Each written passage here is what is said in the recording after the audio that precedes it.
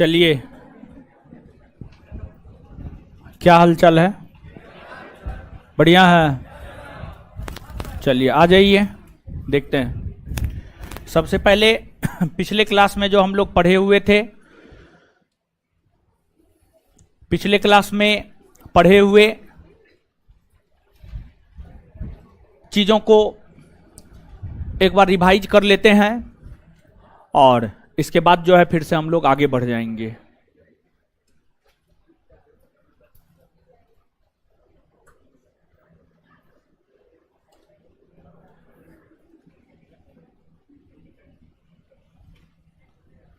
Lecture number 8 upload ना है, सारा क्लास अपलोड है, ठीक है।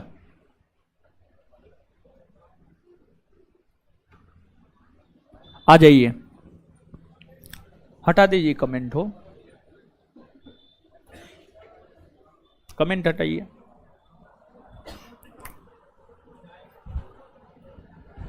पहला क्वेश्चन, धरातल के नीचे धंसने से कौन से झील का निर्माण होता है?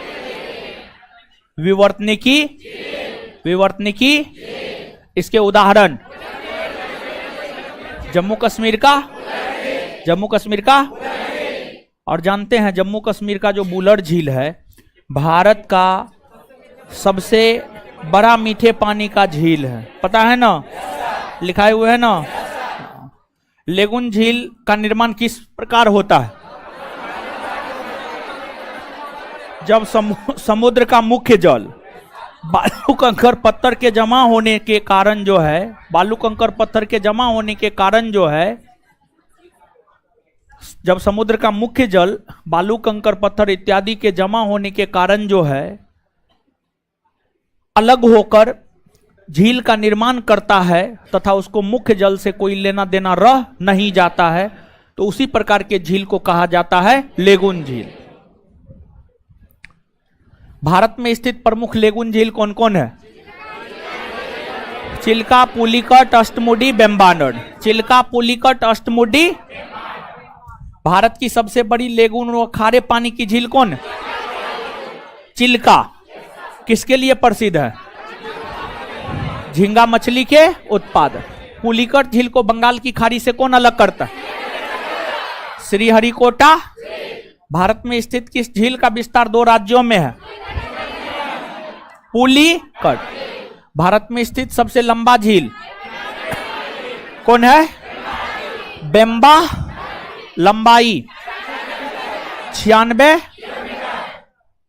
तरीका। बेम्बानड झील में कौन कौन सा द्वीप है? वेलिंगटन, वल्लारपदम। वेलिंगटन, वेलिंगटन, वल्लारपदम द्वीप। ओणम पर्व के अवसर पर नौकायान प्रतियोगिता में कौन सी ट्रॉफी प्रदान की जाती है? नेहरू। अष्टमुडी झील किस राज्य में? किस राज्य में? केरल में स्थित प्रमुख झील कौन कौन है? अष्टमुडी, पेरियार, सस्थमकोटा, बेम्बानड, ये सब केरल में ना है जी। स्टेनले झील किस नदी पर स्थित है? कावेरी। किस राज्य में? तमिल। आंध्र प्रदेश में स्थित प्रमुख झील? कोलेरू झील। कौन झील? कौन झील? नागार्जुन सागर झील भी है। जम्मू कश्मीर में कौन कौन सी झीलें स्थित है? शेषनाग, बेरीनाग, अनंतनाग, नागिन, डल, बुलर। ये सब कहां है? जम्मू। राजस्थान में चंबल नदी पर कौन कौन सा झील है? राणा प्रताप सागर, जवाहर सागर। राजस्थान की प्रमुख झील? सांभर, डिंडवाना। सांभर, डिंडवाना, राजसमंद, जयसमंद, लुनकर नसर, ये सब है ना जी। पिछौला, हाँ, उदय सागर, फतेह सागर, सब राजस्थान में ना। गुजरात में स्थित प्रमुख झील कौन कौन है? नारायण सरोवर, नल सरोवर, कांकरिया, हमीरसर, ये सब है ना जी। महाराष्ट्र में स्थित प्रमुख झील? लोनार, पवई, ये सब है ना जी। गोरेवाड़ा, सलीम सरोवर। हिमाचल प्रदेश में स्थित झील, चंद्रताल, सूरजताल, रेणुका, खजियार, सब कहां है? हिमाचल। उत्तराखंड की प्रमुख झील, भीमताल, नैनीताल, नौकुचिया ताल, सात ताल।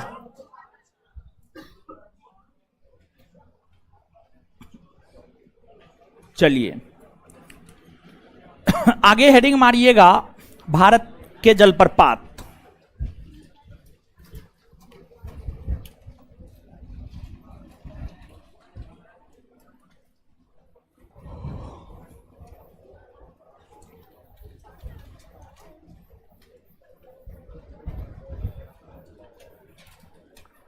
भारत के जलप्रपात, वाटरफॉल ऑफ इंडिया,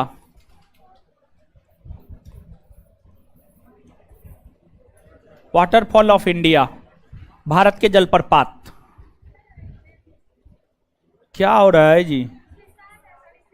तो 7 गो है तो आगे आ जाइए ना, एगो आगे नहीं आ सकते, एगो आगे आ जाइए, लड़की आगे आ जाइए। तो ये हाल है।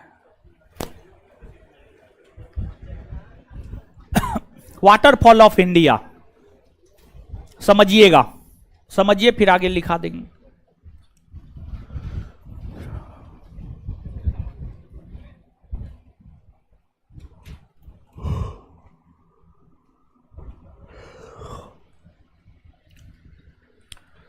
झरना देखे हैं? झरना, झरना देखे हैं? देखे हैं? देखिए झरना में क्या होता है? झरना से आप नहाते हैं ना जी। जैसे किसी किसी लॉज में झरना लगा हुआ मिलेगा, सब में नहीं, किसी किसी लॉज में मिलेगा, ठीक है। तो झरना में क्या होता है, एक बात आप थोड़ा सा सोच के देखिए, झरना में क्या होता है। झरना एक तो ऊंचाई पर रहता है, एक तो ऊंचाई पर रहता है। ऊंचाई से जो है पानी गिरता है और उस पानी से जो है आप नहाते हैं, उस पानी से आप क्या करते हैं? नहाते हैं, नहाते हैं। लेकिन गर्मी के दिन में झरना से नहाना ठीक है, ठंडी के दिन में झरना से नहाना सही नहीं है। उसके कारण है तो उसमें हम नहीं पढ़ने जा रहे हैं। तो जैसे झरना, झरना में ऊंचाई से जल गिरता है, उसी प्रकार से जो भारत का पहाड़ी और पठारी क्षेत्र है,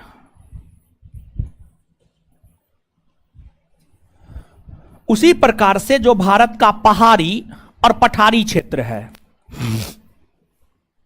पहाड़ी और पठारी क्षेत्र है मतलब वो ऊंचा स्थल है। पहाड़ पठार ऊंचे, ऊंचा स्थल को न कहते हैं जी। क्या मैदानी भाग को पहाड़ पठार कहेंगे? नहीं, धरातल से जो ऊंचा उठा हुआ स्थल है वही तो पहाड़ पठार होता है। तो पहाड़ी पठारी क्षेत्र से जल गिरती है, पहाड़ी पठारी क्षेत्र से जो है, और नदियां सामान्य तौर पर पहाड़ी पठारी क्षेत्र से ही निकलती है, हाँ या ना? नदी जो है, नदी, अगर नदी की हम लोग बात करें तो जो नदी है वह सामान्य तौर पर पहाड़ी और पठारी क्षेत्र से ही निकलती है। तो जब नदियां पहाड़ी पठारी क्षेत्र से निकलती है और पहाड़ी पठारी क्षेत्र से निकलने के बाद नदियां पहाड़ी क्षेत्र से धरातल पर, पहाड़ी क्षेत्र से धरातल पर नीचे जल गिराती है, पहाड़ी क्षेत्र से धरातल पर नीचे जल गिराती है। पहाड़ी पठारी क्षेत्र से जो जल नीचे की और तीव्र गति से गिरता है, नीचे की और तीव्र गति से गिरता है, उस गिरते हुए जल को ही जलप्रपात कहा जाता है। उस गिरते हुए जल को ही जलप्रपात कहा जाता है। यानी कहने का मतलब यह हुआ कि मान लिया जाए कि ये जो है मैदानी भाग है,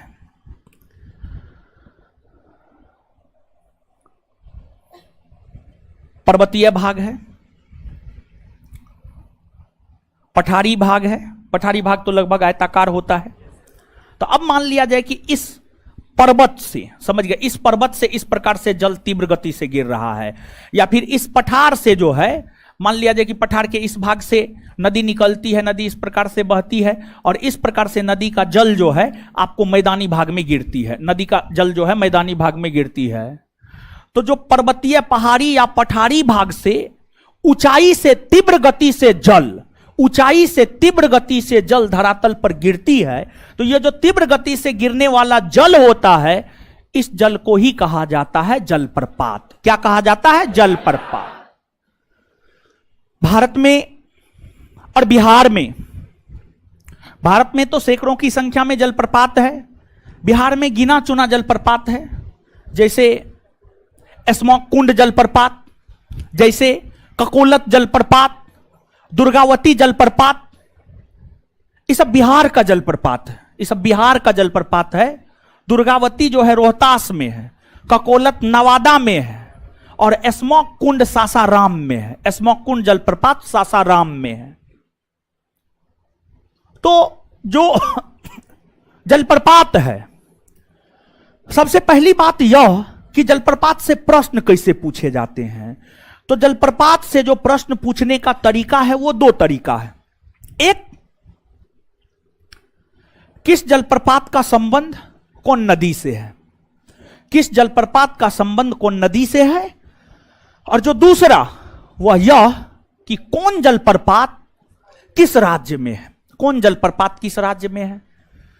जैसे आपको पूछ देगा हुंडरू जलप्रपात किस राज्य में है, जोगिया गरसप्पा किस राज्य में है, ककोलत किस राज्य में है, इस प्रकार से प्रश्न पूछे जाते हैं। और दूसरा, जोगिया गरसप्पा जलप्रपात कौन नदी पर है, ककोलत कौन नदी पर है, महात्मा गांधी जलप्रपात कौन नदी पर है, डुडुमा जलप्रपात कौन नदी पर है, हुंडरू जलप्रपात कौन नदी पर है। तो ये दो प्रकार से मुख्यतः जो है जलप्रपात से संबंधित प्रश्न आपसे पूछे जाते हैं। अब देखिएगा, अगर आप भारत की बात करेंगे तो भारत का जो सबसे ऊंचा जलप्रपात, भारत का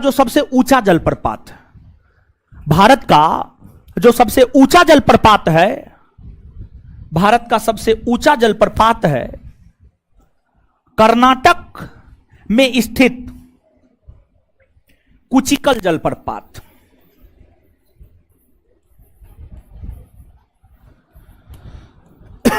कर्नाटक में स्थित कुचिकल जलप्रपात, कुचिकल जलप्रपात यह भारत का सबसे ऊंचा जलप्रपात है और यह 455 मीटर की ऊंचाई से, इस जलप्रपात के अंतर्गत जो जल है वह 455 मीटर की ऊंचाई से गिरता है। 455 मीटर के ऊंचाई से गिरता है और यह जलप्रपात, इस जलप्रपात को जो जल की प्राप्ति होती है वह आपको बराही नदी से होता है। बराही कौन नदी से? बराही नदी से होता है, बराही नदी से। तो इस जलप्रपात का संबंध बराही नदी से है, या इस जलप्रपात को जल की प्राप्ति बराही नदी से होती है, बराही नदी से होती है, जो कि भारत की सबसे ऊंची जलप्रपात है। यहां पे थोड़ा सा कंफ्यूजन होता है, काहे कि कुछ बुक लिखा है कि भारत का सबसे ऊंचा जलप्रपात जोगिया गरसप्पा जलप्रपात है, जोगिया गरसप्पा जलप्रपात है। और जो जोगिया गरसप्पा जलप्रपात है वह भी कर्नाटक में है, जोगिया गरसप्पा जलप्रपात भी कर्नाटक में है। और जोगिया गरसप्पा जलप्रपात कर्नाटक में शरावती नदी, कर्नाटक में शरावती नदी के तट पर है और उसकी ऊंचाई है 255 मीटर। उसकी ऊंचाई कितनी है? 255 मीटर, 255 मीटर। तो अब आप स्वयं सोचिए, अब आप स्वयं इस बात को सोचिए कि जहां कुचिकल 455 मीटर की ऊंचाई से अपना जल गिराती है और जोगिया गरसप्पा 255 मीटर के ऊंचाई से अपना जल गिराती है, तो सर्वाधिक ऊंचाई वाला कौन हो जाएगा? कुचिकल ना होगा, जोगिया गरसप्पा थोड़े होगा, ना होगा। अब जिस प्रकार से भारत का सबसे ऊंचा जलप्रपात देखिए बात नहीं कीजिए, बात कीजिएगा हम क्लास में खड़ा करवा देंगे, ठीक है? फिर कहिएगा, फिर बुरा लगेगा, ऑकवर्ड लगेगा, समझिएगा। अब क्लास में सब बैठा हुआ है और कोई एगो खड़ा रहेगा तो ठीक थोड़े लगेगा, नहीं लगेगा। तो क्लास में बात मत कीजिए, क्लास पढ़ने आए हैं, पढ़िए, नहीं पढ़ने का मन है निकल जाइए ना, क्या कोई दिक्कत थोड़े है।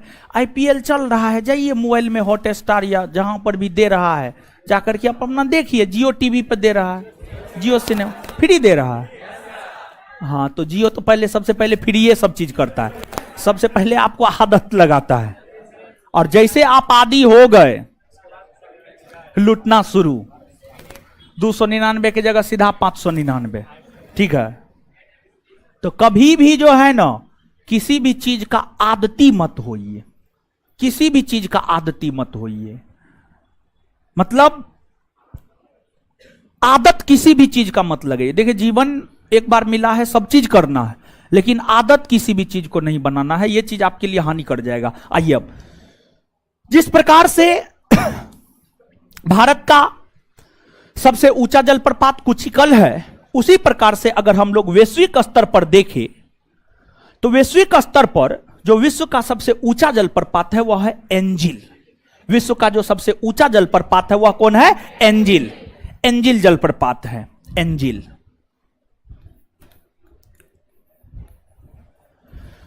एंजिल जलप्रपात। और जो एंजिल जलप्रपात है यह 979 मीटर, 979 मीटर, 979 मीटर की ऊंचाई से इस जलप्रपात में जल गिरता है। 979 मीटर की ऊंचाई से इस जलप्रपात में जल गिरता है। और यह जलप्रपात है दक्षिणी अमेरिका महादेश, दक्षिणी अमेरिका महादेश के अंतर्गत 13 देश है। एक देश है वेनेजुएला। वेनेजुएला कौन? वेनेजुएला। वेनेजुएला, वेनेजुएला में यह जलप्रपात यानी एंजिल जलप्रपात वेनेजुएला में है। और एंजिल जलप्रपात को जो जल की प्राप्ति होती है वह कोरोनी नदी से होता है। कौन नदी से? कोरोनी। कोरोनी, कोरोनी नदी से होता है, कोरोनी नदी से होता है। तो एंजिल जलप्रपात को जल की प्राप्ति कोरोनी नदी से होता है, और यह विश्व का सबसे ऊंचा जलप्रपात है। इसके अलावे अमेरिका के भीतर एक जलप्रपात है, उसका नाम है न्यागरा। और न्यागरा जलप्रपात के विषय में कहा जाता है कि यह काफी बड़ा जलप्रपात है, काफी व्यापक जलप्रपात है, काफी व्यापक और बड़ा जलप्रपात है। तो जो यहां पर अमेरिका है, यूएसए है, यहां पर एक जलप्रपात है न्यागरा जलप्रपात, न्यागरा।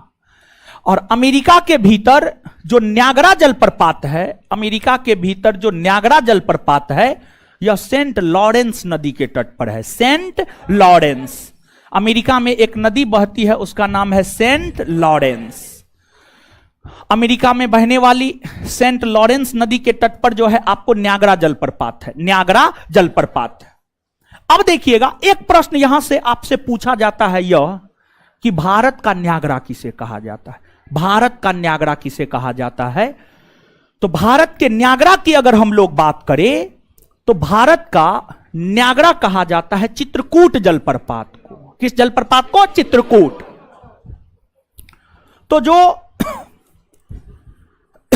चित्रकूट जलप्रपात है, इस चित्रकूट जलप्रपात को भारत का न्यागरा कहा जाता है। और जो चित्रकूट जलप्रपात है यह छत्तीसगढ़ में है। चित्रकूट जलप्रपात छत्तीसगढ़ में है। और चित्रकूट जलप्रपात छत्तीसगढ़ में इंद्रावती नदी के तट पर है। चित्रकूट जलप्रपात छत्तीसगढ़ में जो है इंद्रावती नदी, इंद्रावती नदी, इंद्रावती नदी के तट पर है। इंद्रावती नदी के तट पर चित्रकूट जलप्रपात छत्तीसगढ़ में है। इसके अलावे अगर हम बात करें तो इसके अलावे कुछ अलग अलग जलप्रपात है, जैसे झारखंड में स्वर्णरेखा नदी पर हुंडरू जलप्रपात, फिर झारखंड में ही साडनी जलप्रपात है, फिर झारखंड में ही दसम जलप्रपात है। ये सब जलप्रपात झारखंड में है। फिर आपको बिहार में नवादा में ककोलत जलप्रपात है, करमानसाह नदी पर। बिहार में सासाराम में काओ नदी पर स्मॉग कुंड जलप्रपात है। बिहार के रोहतास में दुर्गावती नदी पर दुर्गावती जलप्रपात है। फिर बिहार उत्तर प्रदेश के सीमा पर, बिहार झारखंड के सीमा पर जलप्रपात है। फिर आपको मध्य प्रदेश में नर्मदा नदी पर धुआंधार, कपिलधारा,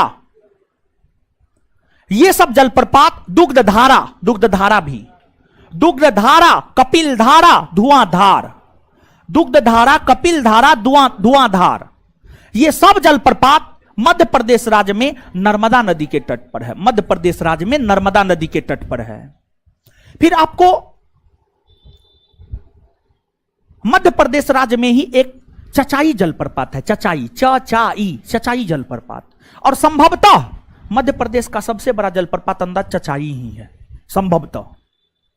और चचाई जलप्रपात मध्य प्रदेश राज्य में बीहर नदी के तट पर है। बीहर नदी के तट पर, बीहर।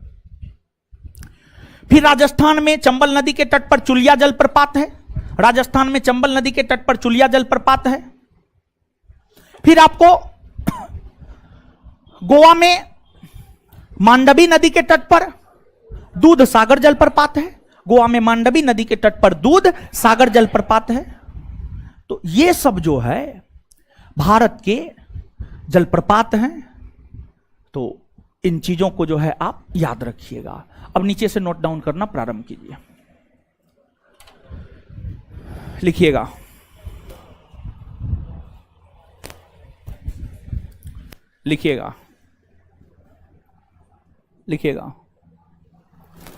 पहाड़ी, पठारी,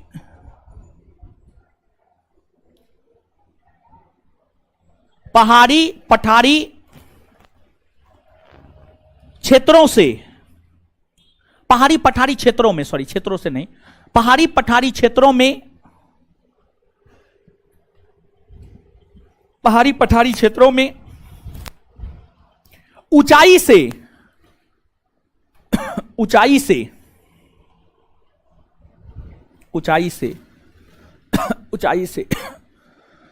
जो तीव्र गति से ऊंचाई से जो तीव्र गति से ऊंचाई से जो तीव्र गति से ऊंचाई से जो तीव्र गति से जल गिरती है, जल गिरती है, जल गिरती है, उस गिरती हुई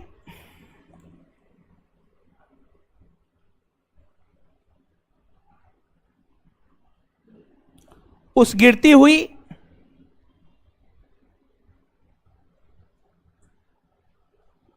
जल को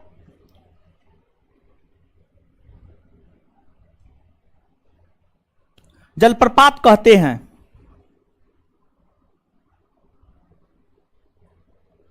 जलप्रपात कहते हैं।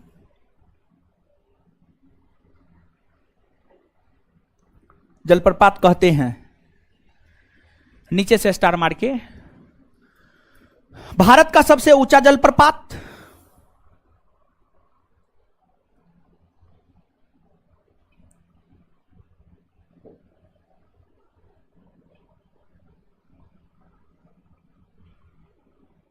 भारत का सबसे ऊंचा जलप्रपात, भारत का सबसे ऊंचा जलप्रपात कुचिकल जलप्रपात है। सॉरी, भारत का सबसे ऊंचा जलप्रपात, भारत का सबसे ऊंचा जलप्रपात कुचिकल जलप्रपात है। भारत का सबसे ऊंचा जलप्रपात कुचिकल जलप्रपात है, जो कर्नाटक राज्य में जो कर्नाटक राज्य में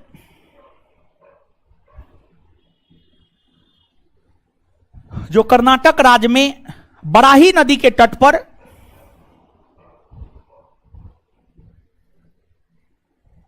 जो कर्नाटक राज्य में बराही नदी के तट पर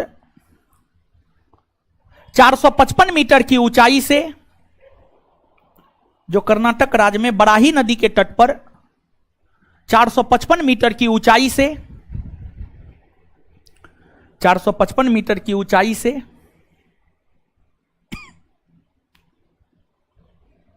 से अपना जल गिराती है।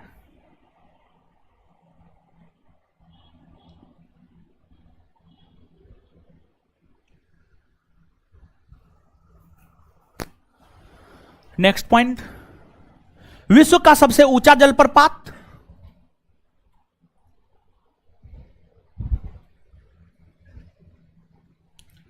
विश्व का सबसे ऊंचा जलप्रपात एंजिल जलप्रपात है।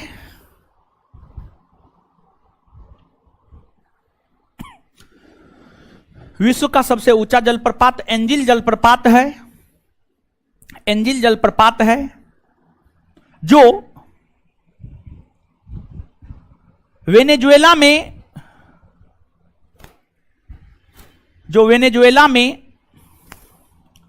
कोरोनी नदी के तट पर वेनेजुएला में कोरोनी नदी के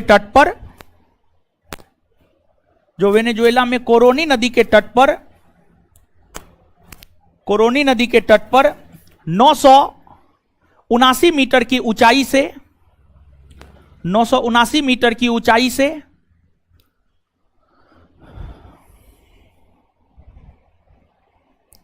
अपना जल गिराती है।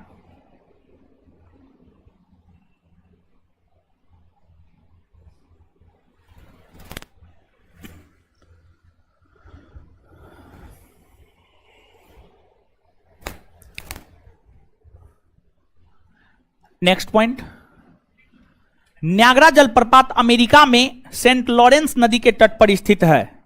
न्यागरा जलप्रपात अमेरिका में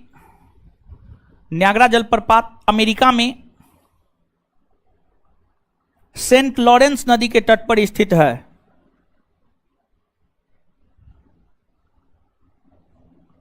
सेंट लॉरेंस नदी के तट पर स्थित है। न्यागरा जलप्रपात अमेरिका में सेंट लॉरेंस नदी के तट पर स्थित है। सेंट लॉरेंस नदी के तट पर स्थित है। Full stop. Next point, Bharat का न्यागरा। नेक्स्ट पॉइंट, भारत का न्यागरा चित्रकूट जलप्रपात को भारत का न्यागरा चित्रकूट जलप्रपात को भारत का न्यागरा चित्रकूट जलप्रपात को भारत का न्यागरा चित्रकूट जलप्रपात को भारत का न्यागरा चित्रकूट जलप्रपात को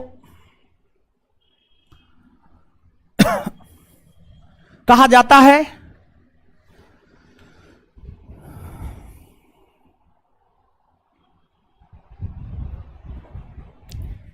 यह जलप्रपात छत्तीसगढ़ राज्य में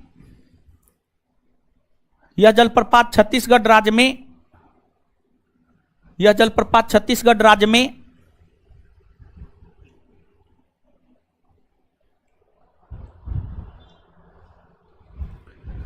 यह जलप्रपात छत्तीसगढ़ राज्य में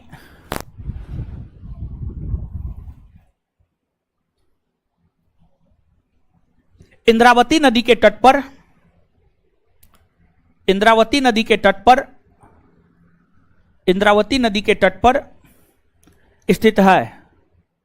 इंद्रावती नदी के तट पर स्थित है।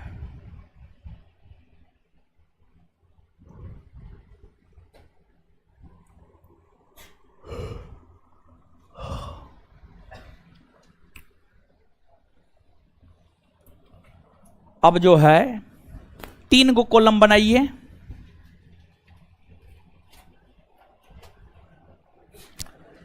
एक में लिखिए जलप्रपात, 3 गो कॉलम बनाइए इस प्रकार से।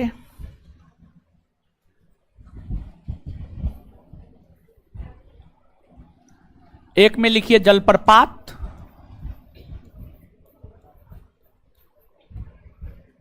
दो नंबर में लिखिए नदी, और 3 नंबर में लिखिए राज्य। 3 नंबर में लिखिए राज्य। ठीक है,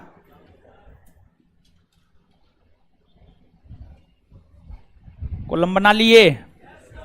चलिए अब लिखिए जलप्रपात में हुंडरू जलप्रपात,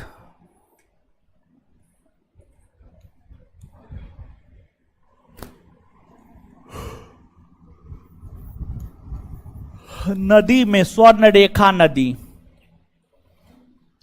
राज्य में झारखंड, झारखंड, राज्य में झारखंड। 2 नंबर में लिखिए दूध सागर जलप्रपात, दूध सागर जलप्रपात, नदी में मांडवी नदी, मांडवी नदी, राज्य में गोवा, राज्य में गोवा। ऐसे ही करके लिखना है, ऐसे ही करके लिखना है। समझ में आ गया ना? अब लिखिए आगे।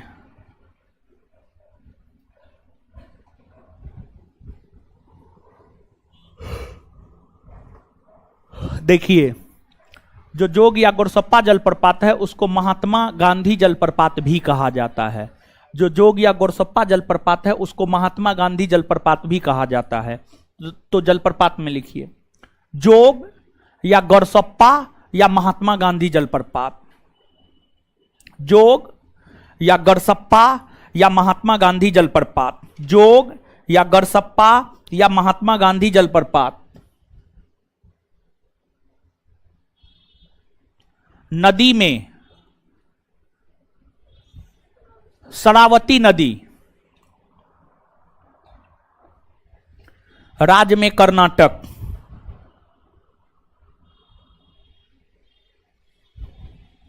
आगे राज्य में कर्नाटक। आगे डुडुमा जलप्रपात, डुडुमा ऐसे लिखिए डुडुमा, डुडुमा जलप्रपात, डुडुमा जलप्रपात।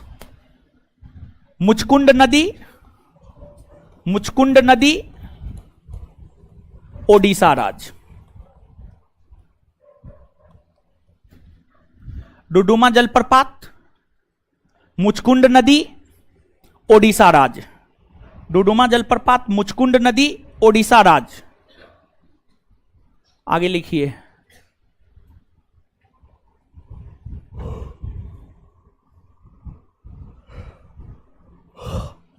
धुआंधार, धुआंधार, धुआंधार जलप्रपात का नाम है धुआंधार जलप्रपात, धुआंधार जलप्रपात।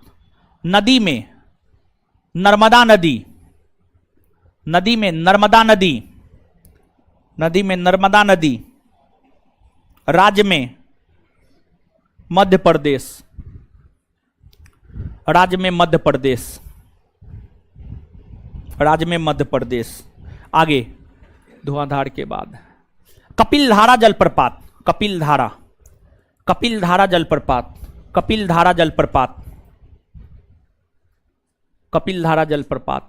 नदी में, नदी में नर्मदा नदी, नदी में नर्मदा नदी, नदी में नर्मदा नदी, राज्य में मध्य प्रदेश। आगे दुग्धधारा जलप्रपात, दुग्धधारा, दु गोध्व संयुग, दुग्धधारा जलप्रपात, दुग्धधारा जलप्रपात। नदी में नर्मदा नदी, राज्य में मध्य प्रदेश, राज्य में मध्य प्रदेश, राज्य में मध्य प्रदेश।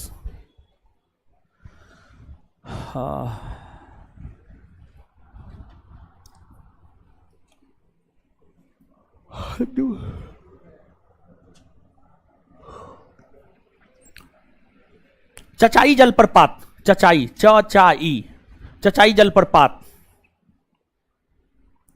नदी में बिहार नदी, चचाई जलप्रपात, नदी में बिहार नदी, चचाई जलप्रपात, नदी में बिहार नदी, नदी में बिहार नदी। राज्य में मध्य प्रदेश, राज्य में मध्य प्रदेश। आगे चुलिया जलप्रपात, चंबल नदी राजस्थान।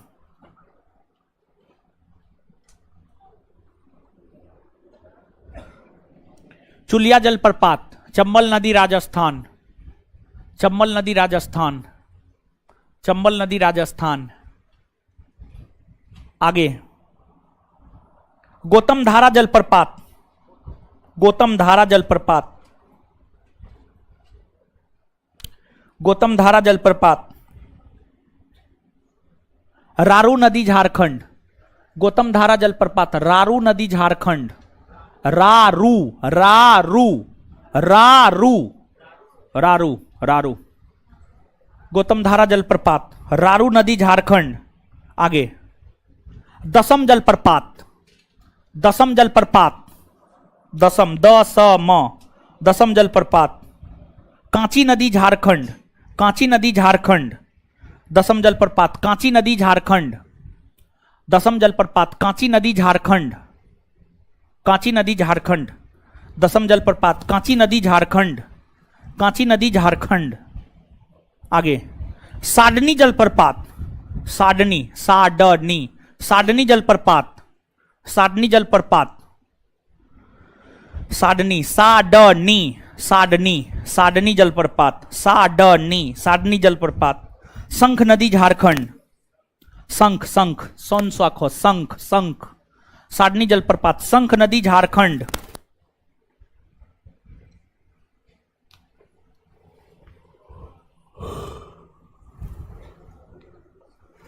शंख नदी झारखंड। आगे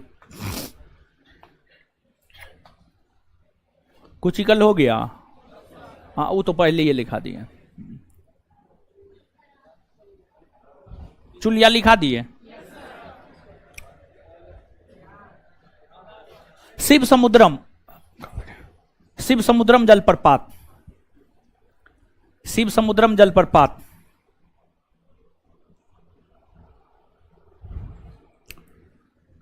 कावेरी नदी कर्नाटक।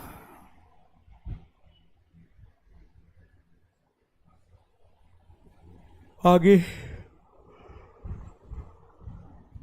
गोकक जलप्रपात, गोकक, गोकक लिखा दिए। गोकक, गोकक लिखा दिए। गोकक जलप्रपात, गोकक, गोकक,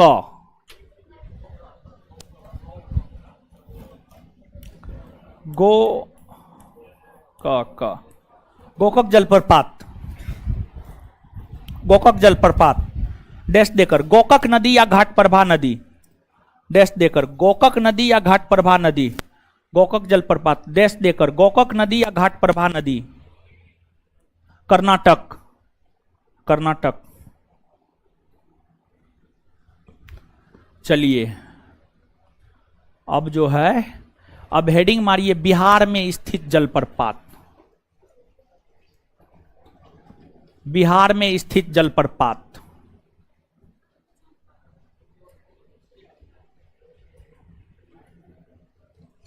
बिहार में स्थित जलप्रपात, बिहार में स्थित जलप्रपात।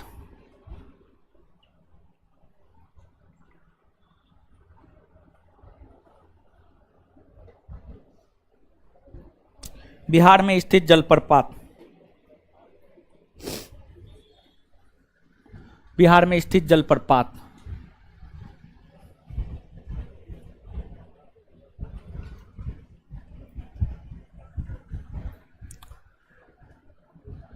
इसमें भी 3 कॉलम बनाइए, 3 कॉलम बनाइए। बस 4 को 5 गो है, 4 को 5 गो है। लिखिए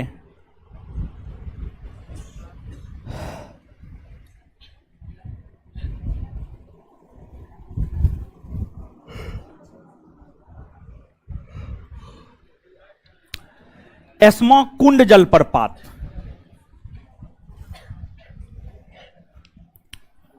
एस्मॉक कुंड जलप्रपात।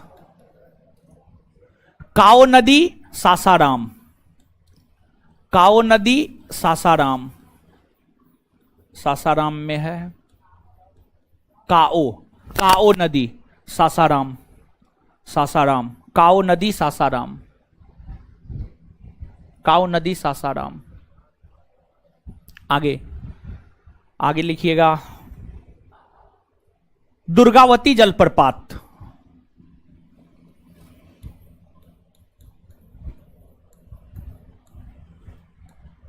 दुर्गावती नदी रोहतास, दुर्गावती नदी रोहतास, रोहतास, रोहतास, रोहतास। आगे लिखिएगा, ककोलत जलप्रपात, ककोलत, ककोलत जलप्रपात, ककोलत जलप्रपात। करमानशाह नदी नवादा, ककोलत जलप्रपात।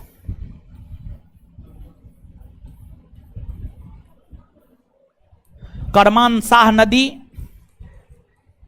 करमानशाह नदी नवादा, करमानशाह नदी नवादा, करमानशाह नदी नवादा। इसके बाद आगे लिखिएगा, सुख लहरी जलप्रपात, सुख लहरी जलप्रपात, सुख लहरी जलप्रपात, सुख, सुख लहरी जलप्रपात। कन्हर नदी, क न ह र, कन्हर नदी, कन्हर नदी, सुख लहरी जलप्रपात। कन्हर नदी, कन्हर नदी। ये है बिहार और यूपी के बॉर्डर पर, बिहार और यूपी के बॉर्डर पर। फिर आगे तमासीन जलप्रपात, तमासीन जलप्रपात, तमासीन जलप्रपात। ये है महाने नदी, महाने, महाने नदी पर है, और ये है बिहार और झारखंड के सीमा पर, यह है बिहार और झारखंड के सीमा पर, बिहार और झारखंड के सीमा पर। सुख लहरी जलप्रपात कन्हर नदी बिहार और उत्तर प्रदेश के सीमा पर है, और तमसीन जलप्रपात जो है महाने नदी के तट पर है, यह बिहार और झारखंड के सीमा पर है, बिहार और झारखंड के सीमा पर है।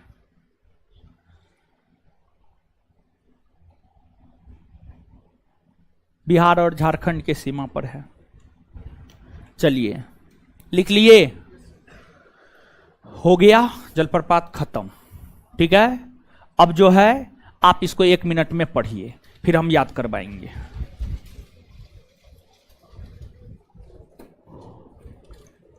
जितना लिखा है उतना 1 मिनट में पढ़िए जल्दी।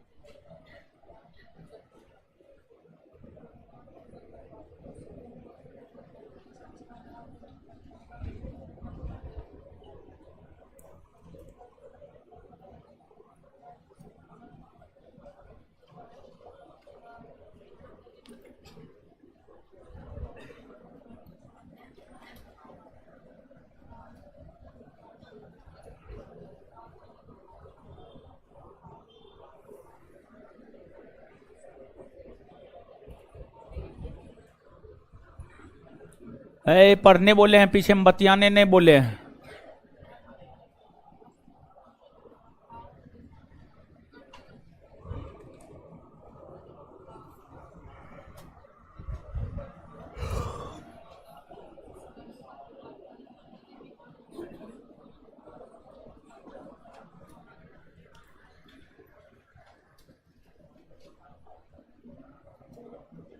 पढ़ लिए, पढ़ लिए। चलिए,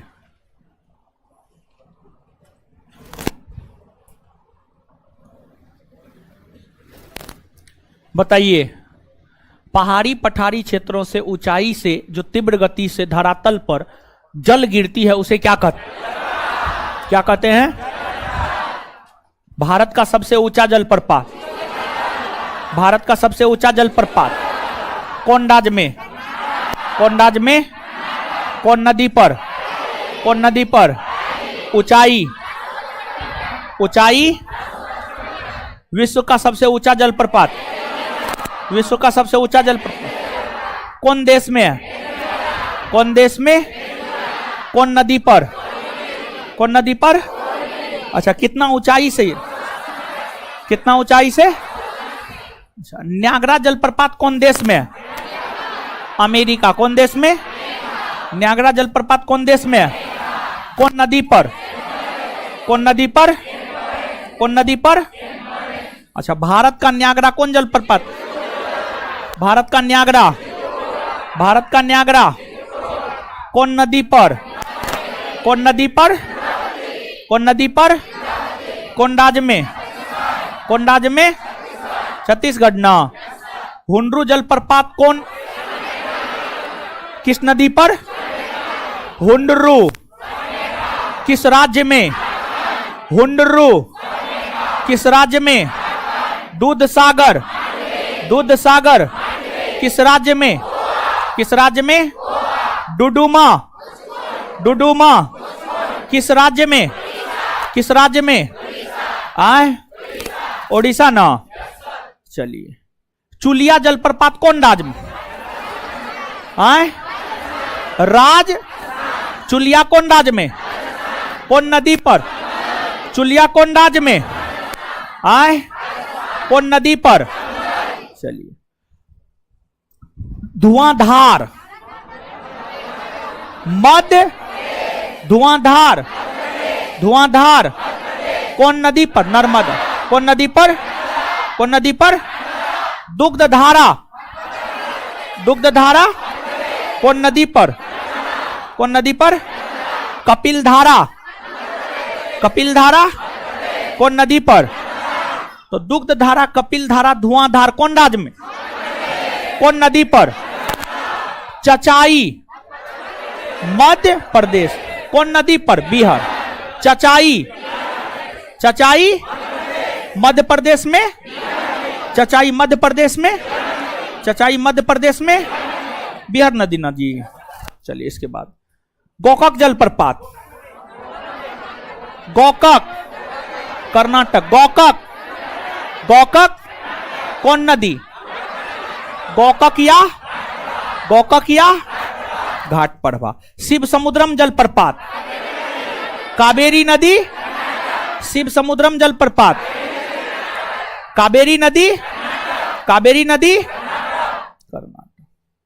इसके बाद साडनी जलप्रपात, शंख नदी झारखंड। साडनी जलप्रपात, साडनी जलप्रपात, साडनी जलप्रपात, शंख नदी झारखंड। इसके बाद जो है आगे बताइएगा, दसम जलप्रपात है कांची नदी। दसम कांची नदी, दसम जलप्रपात, दसम जलप्रपात कांची नदी, कांची नदी झारखंड। इसके बाद गौतम धारा जलप्रपात, रारू नदी। गौतम धारा, गौतम धारा, और गौतम धारा को ही जोनहा जलप्रपात भी कहा जाता है। जोनहा, जोनहा गौतम धारा को जो है ना जोनहा भी कहा जाता है। जोनहा, जोनहा तो कोष्ट में लिख लीजिएगा, ठीक है। गौतम धारा को जोनहा भी कहा जाता है। जोनहा बोर्ड पे लिखे हैं, जोनहा, जोनहा रारू नदी के तट पर। झारखंड वाला एक सेकेंड में फिर से याद कीजिएगा। हुंडरू स्वर्ण रेखा ना हो, हुंडरू, हुंडरू, हुंडरू, गौतम धारा, रारू, गौतम धारा, गौतम धारा, गौतम धारा। हम इसको कैसे याद रखे हो जानते हैं? है वो बचपन में हम लोग के साथ क्रिकेट खेलता था, गौतम नाम था उसका, बड़ी रार था। बहुत रार था, सही में बहुत रार था, लेकिन पढ़ने में बड़ी तेज था, समझे। तो हम उसको ऐसे याद, गौतमा रारू, ठीक है। तो गौतम धारा कौन नदी? गौतम धारा, गौतम धारा। स से साडनी, स से संग, साडनी संग, साडनी, साडनी, और एगो कौन बच गया? दसम, दसम, दसम, दसम, दसम कांची, दसम कांची, दसम। यही याद नहीं रहता है सामान्य तौर पर, ठीक है। बाद बाकी तो याद हो ही जाता है। याद हुआ जी हीरो सब? अब बिहार का जलप्रपात याद कर लेते हैं। आइए बिहार में स्मॉक कुंड जलप्रपात कहां? स्मॉक कुंड कहां? स्मॉक कुंड कहां? दुर्गावती कहां? दुर्गावती कहां? ककोलत, ककोलत कोड कहां? अच्छा, बिहार और उत्तर प्रदेश की सीमा पर कौन जल पड़ता? सुख। बिहार और उत्तर प्रदेश के सीमा पर कौन जल? कौन नदी? कौन नदी? कौन नदी? और बिहार और झारखंड के सीमा पर? बिहार और झारखंड के सीमा कौन नदी पर? कौन नदी पर? एक बार फिर से इसको याद करेंगे, ठीक है, याद नहीं रहेगा नहीं तो। स्मॉक कुंड, स्मॉक कुंड कहां? दुर्गावती कहां? ककोलत कहां? ककोलत कहां? सुखलहरी, आए सुखलहरी, सुखलहरी। बिहार और उत्तर प्रदेश के तमासीन, तमासीन कहां? क्लियर है? इस प्रकार अब यह चैप्टर खत्म हो, ठीक है। अब इसके बाद जो अगला हम लोगों का चैप्टर है, देखिए बहुत बड़ा चैप्टर था, टोटल 5 चीज इसमें पढ़ाए हैं। नदी, झील, जलप्रपात, बहुउद्देशीय परियोजना और नदियों के किनारे बसे शहर। वो तो हम बताए न है, लेकिन अब वो बताना पड़ेगा, नहीं ना? वो नोट PDF दिए थे, नहीं लिख लिया? लिख लिए ना, ठीक है। वो लिख लिए तो वो नहीं ना करवाना होगा, नहीं ना? कर लीजिएगा, ठीक है। देखिए ये जो टॉपिक है ना, जैसे देखिए पॉलिटी में भारतीय संविधान में टोटल 22 भाग है, उसी 22 भाग को पॉलिटी में पढ़ने होते हैं। भाग 5 में संघ का शासन है, राष्ट्रपति, उपराष्ट्रपति, प्रधानमंत्री, मंत्रिपरिषद, महान्यायवादी, लोकसभा, राज्यसभा, सुप्रीम कोर्ट, नियंत्रक, महालेखा परीक्षक। ये सब भाग 5 में पढ़ने होते हैं। ये टोटल टॉपिक 9-10 टॉपिक। जैसे पॉलिटी में भाग 5 का महत्व है, वैसे ज्योग्राफी में भारत के अपवाह तंत्र इस चैप्टर का महत्व है। पॉलिटी अगर परीक्षा हुआ जीएस आधारित, तो पॉलिटी से प्रश्न पूछा जाना है तो भाग 5 से प्रश्न अइबे करेगा। अगर जीएस आधारित परीक्षा है, ज्योग्राफी से प्रश्न पूछे जाने हैं, इंडियन ज्योग्राफी से, इस चैप्टर से प्रश्न अइबे करेगा, चाहे जैसे आए। ये चैप्टर बड़ी महत्वपूर्ण है, यहां से प्रश्न आएंगे, ठीक है। इसके बाद क्वेश्चन आंसर अब करवाना है, ठीक है। क्वेश्चन जो है टाइप नहीं हो पाया है, क्वेश्चन टाइप हो रहा है। जो टाइप करता था उसकी नानी मर गई, ठीक है, तो चले गया उस अपनी नानी के क्रियाक्रम में चले गया है, ठीक है। तो इसलिए क्वेश्चन टाइप नहीं हो पाया, जिस वजह से क्वेश्चन हम आपको दे नहीं पाए। लेकिन आगे जो है अगला टॉपिक पढ़ाना शुरू कर देते हैं। और जो अगला टॉपिक है हम लोगों का, देखिए सिलेबस में क्या है, क्या है? भारत की जलवायु। चलिए हेडिंग मार लीजिए, भारत की जलवायु। भारत, थोड़ा सा जगह छोड़ दीजिएगा। और नदी और किनारे बसे शहर कॉपी में लिख लिए है ना, और होमवर्क भी ना कुछ दिए थे, मैपिंग करके लाने के लिए दिए थे ना, करके लाए हैं ना? चेक करेंगे, अभी चेक कर ले। अब ये अंतिम में, अब ये, अच्छा ठीक, पलटिए तो सब लोग। फटा कहाँ है वो? अरे ऑनलाइन वाले लोग रुकिए,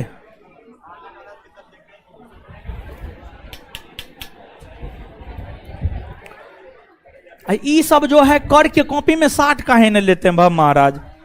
ये ऐसे उसको तो अनाथ बच्चा आप लोग बना दिए हैं, कॉपी में साटना है उसको।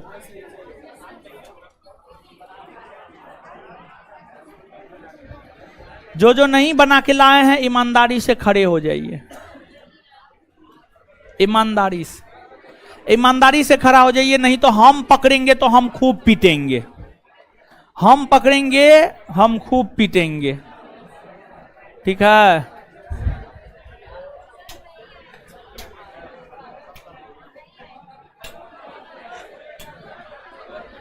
खड़ा हो जाइए।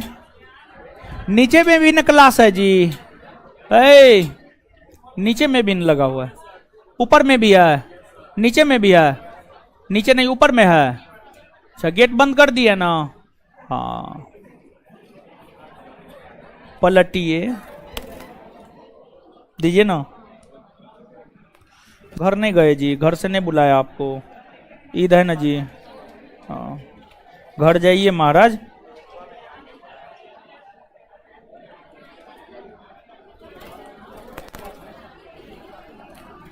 ईद का छुट्टी दे देते हैं क्या?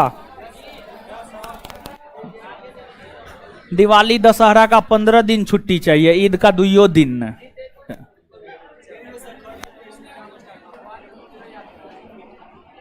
इसको कॉपी में साट लेना है।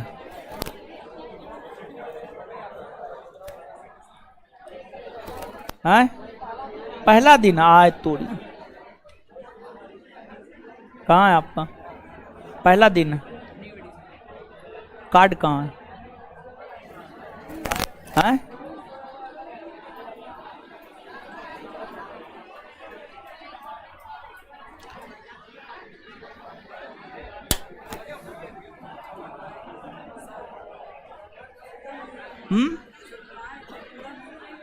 पूरा नहीं बनाए, कहा है पूरा बनाना नहीं चाहिए। सिर्फ रोटी थोड़े खाइएगा, दालों न खाइएगा।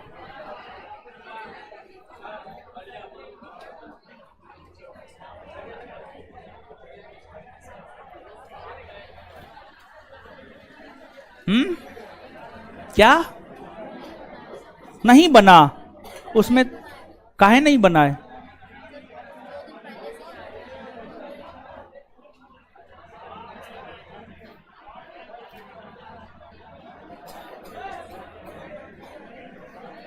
आए? नहीं आए थे तो वो तो आपका ना प्रॉब्लम है, वो आप तो पुरानी है।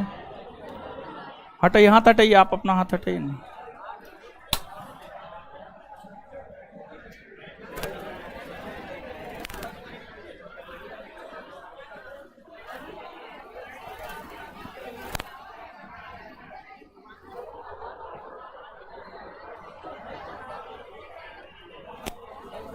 नहीं है का है?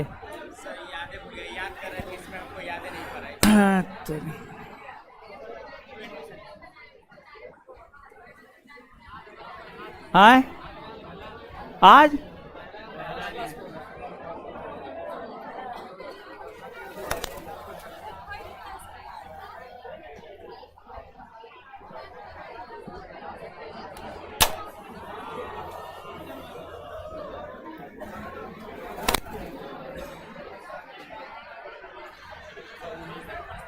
हाँ परसों हाँ हाँ क्या उसका है आपका?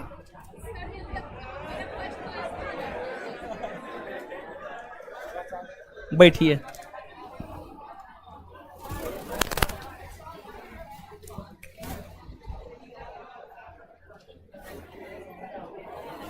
है लड़की न्यू है, ठीक न्यू है, न्यू है, न्यू है, ठीक। जय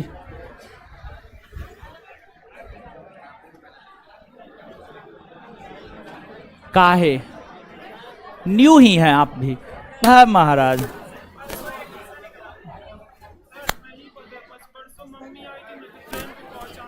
अच्छा हाँ, इसको हम फोन करके बता दिए थे कि मतलब नहीं आ पाएगा, मैसेज जो होगा। मम्मी आई थी ना डॉक्टर के पास। मम्मी आई थी सही में, न्यू है। कितना दिन हुआ? होमवर्क नहीं पता था? पिछला क्लास में आप आए थे, हमको आपका चेहरा याद है।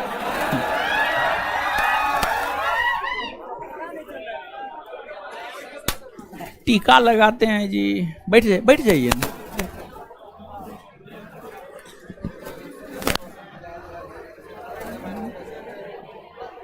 आप ही का है ना?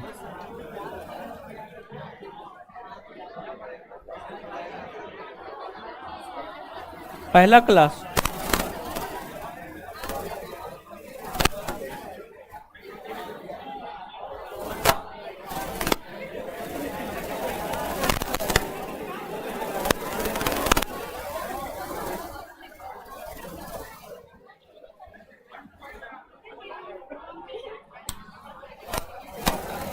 हाँ, पहला क्लास।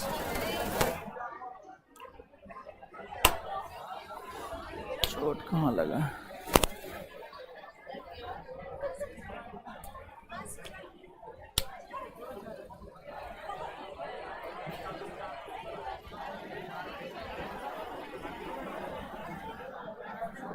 आपका पहला क्लास तो नहीं है। हाँ है। आप लोग हल्ला काहे करते हैं?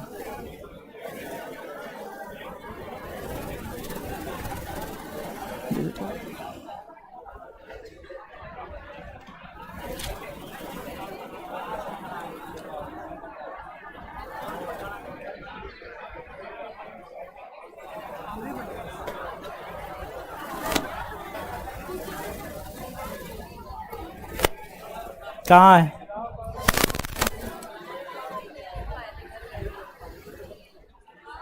आगे से मार खाइएगा तब ना याद रखिएगा। आप तो एकदम निर्लज हैं। बैठ जाइए ना, मार खा लिया, अब बैठिए। बैठिए। नहीं लगा आपने? नहीं लगा है, दम नहीं पड़ती। होमवर्क पता था ना, तो बनाना चाहिए ना, बनाइए। 22 से 25 का रजिस्ट्रेशन कराना चल रहा हाँ, है। रजिस्ट्रेशन कराना कोई 22 से 25 को चल रहा है। First class. मारेंगे, मुंह तोड़ देंगे।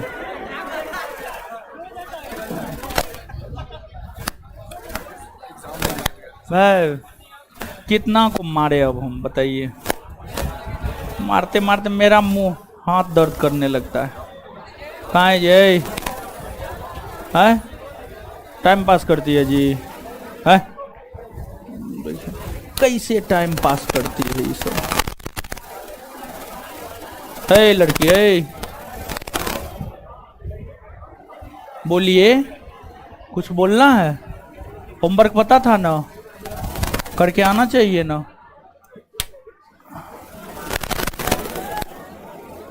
है पढ़ा लिखा के जब भाव मारने का मन करता है। छूट गया, छूट गया।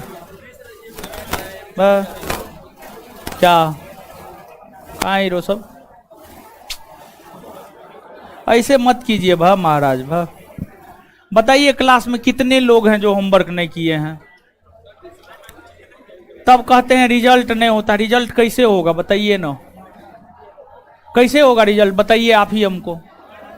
जो होमवर्क दिया जाता है वो करबे नहीं करते हैं तो कहां से होगा? बैठिए आप लोग।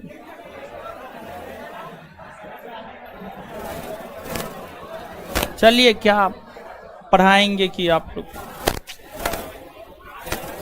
क्या करें अब समझ।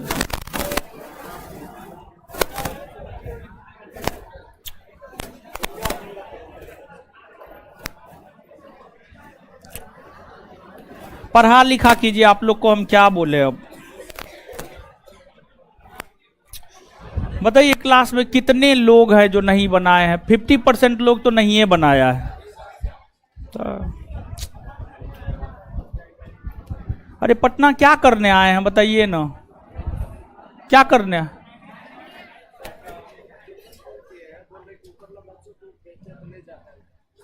क्या ऊपर नहीं जा रहा है? मतलब ऊपर भी चले, बदमाशी करता है सब।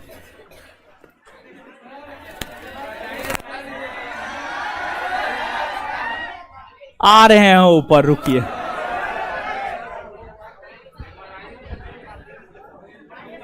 ऊपर से आ जाए, है ना, पढ़ाने का मन कर रहा है हमको। पढ़ाते हैं, पढ़िए ना, पढ़िए ना, अंतिम में जाएंगे।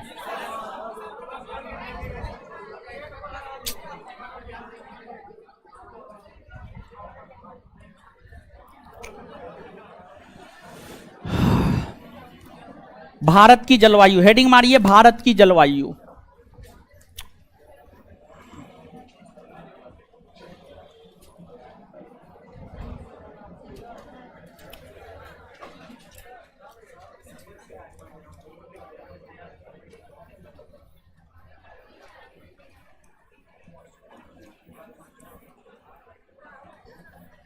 भारत की जलवायु, जानते हैं ये जो टॉपिक है समझने वाला टॉपिक है।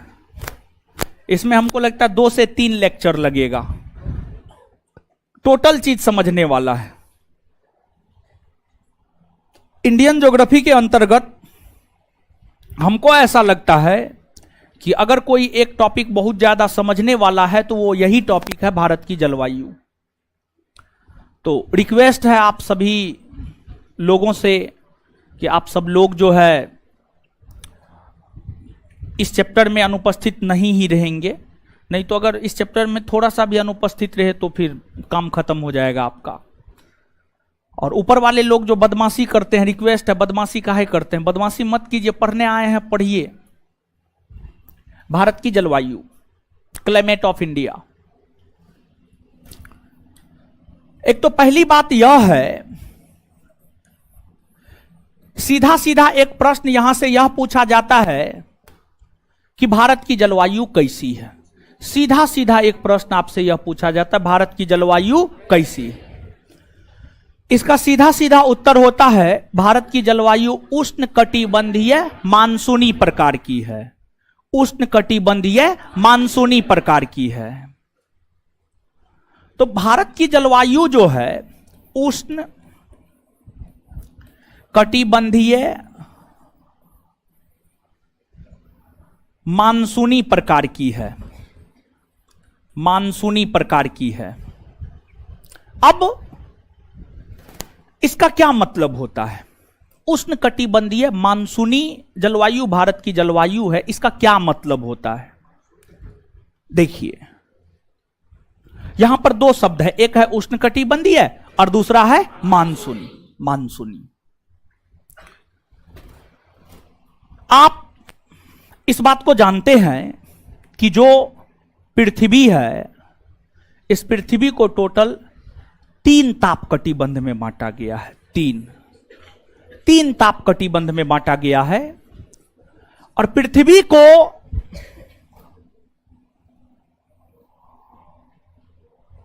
जो टोटल 3 ताप कटिबंध में बांटा गया है,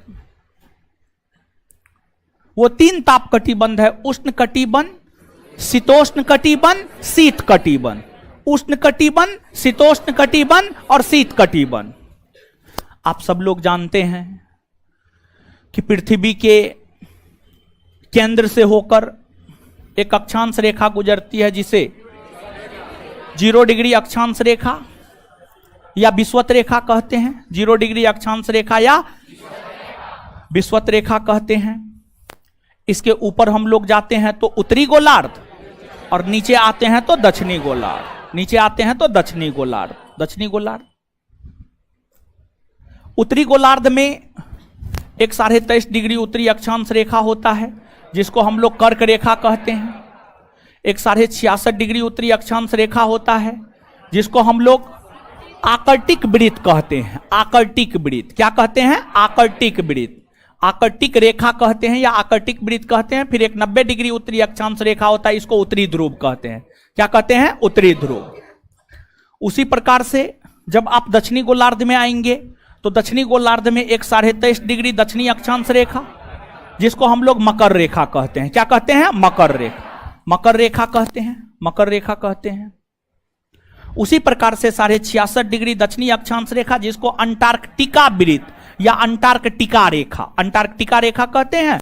और फिर 90 डिग्री दक्षिणी अक्षांश रेखा को दक्षिणी ध्रुव कहते हैं, दक्षिणी ध्रुव कहते हैं, दक्षिणी ध्रुव कहते हैं। तो भारत, चलिए भारत पे जाएंगे, लेकिन उससे पहले ये जो 0 डिग्री अक्षांश रेखा, 23.5 डिग्री उत्तरी अक्षांश रेखा, 66.5 डिग्री उत्तरी अक्षांश रेखा, फिर 23 डिग्री 23.5 डिग्री दक्षिणी अक्षांश रेखा, 66.5 डिग्री दक्षिणी अक्षांश रेखा और 90 डिग्री दक्षिणी अक्षांश रेखा। ये जो 23.5 डिग्री उत्तरी अक्षांश रेखा यानी कर्क रेखा और 23.5 डिग्री दक्षिणी अक्षांश रेखा यानी मकर रेखा, इस बीच में गर्मी अधिक पड़ती है। इस बीच में गर्मी अधिक पड़ती है, गर्मी अधिक पड़ती है, क्योंकि इस बीच में सूर्य की किरणें सीधी या लंबवत पड़ती है।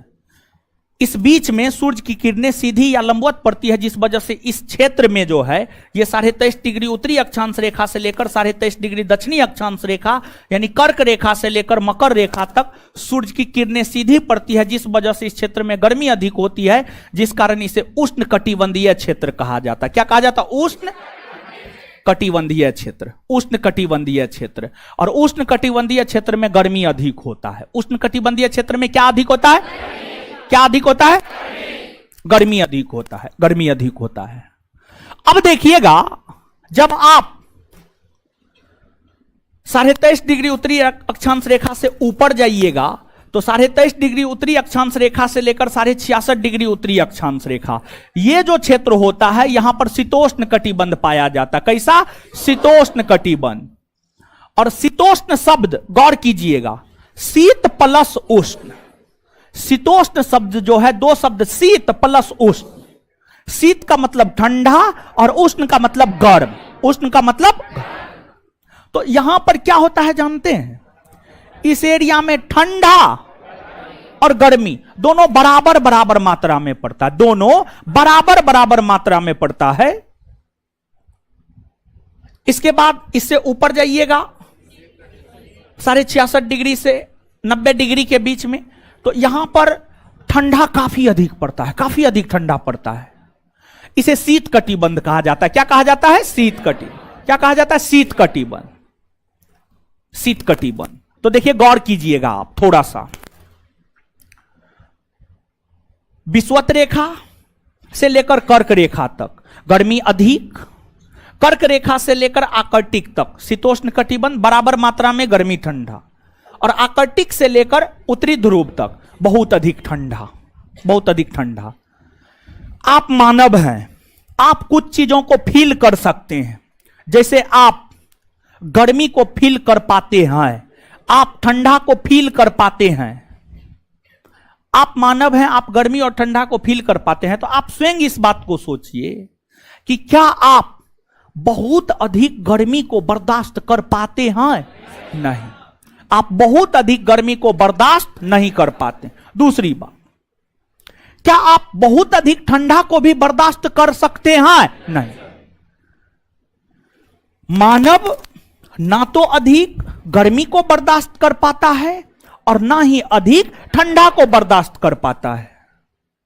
तो मानव जो है उस क्षेत्र में ज्यादा सरवाइव करने में सक्षम हो पाता है जहां पर बराबर मात्रा में ठंडा और गर्मी हो, बराबर मात्रा में ठंडा और गर्मी हो। इसलिए मानव के लिए जो सबसे उपयुक्त, मानव के रहने के लिए जो सबसे अच्छा माना जाता है वह शीतोष्ण कटिबंध। किसको माना जाता है? शीतोष्ण कटिबंध, शीतोष्ण कटिबंध। अब यहां पर एक बात आप हमको बताइएगा कि भारत भारत का अक्षांशीय विस्तार। क्या आप भारत का अक्षांशीय विस्तार नहीं जानते हैं? आप एकदम से जानते हैं, आपको पहला चैप्टर में हमने बताया है। भारत का जो अक्षांशीय विस्तार है 8 डिग्री 4 मिनट उत्तरी अक्षांश रेखा से 37 डिग्री 6 मिनट उत्तरी अक्षांश रेखा। हाँ या ना? भारत का अक्षांशीय विस्तार है 8 डिग्री 4 मिनट उत्तरी अक्षांश रेखा से लेकर 37 डिग्री 6 मिनट, इतना है ना? अब क्या हम लोग इसको ऐसे लिख सकते हैं? और भारत के मध्य से होकर कर्क रेखा गुजरती है ना जी? कर्क रेखा को भारत के मध्य से गुजार दीजिए, गुजरात से गुजार दीजिए।